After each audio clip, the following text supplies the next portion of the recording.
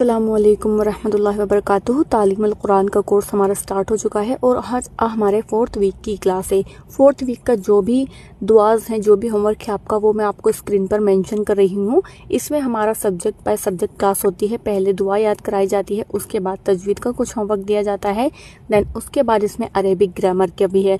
Arabic grammar में आपको बताया जाता है उसकी रूलिंग क्या है, ताकि कुरान को समझने में हमारे लिए आसानी हो, इसलिए अरेबिक ग्रामर कराया जाता है। और ये बहुत ही ईजी है, कुछ भी मुश्किल नहीं है। और साथ ही हमारा हिफज का अम्मा पारा चल रहा है, जिसमें पिछले हफ्ते तक आपकी 15 आयतें कंप्लीट हो चुकी हैं और इस हफ्ते आपको 16 से 20 तक की आयतें याद करने को दी जाएंगी। फिर जो हमारा मेन सब्जेक्ट है, जिसकी वजह से हमने ये कोर्स स्टार्ट किया है, वो है कुरान को समझना तर्जुमा और तफसीर के साथ। तो इसमें जो आपका होमवर्क है इस वीक का, वो है आपका 8 से 16 तक की आयतों का word to word translation, explanation and discussion. Question answers भी आपको स्क्रीन पर नजर आ जाएंगे।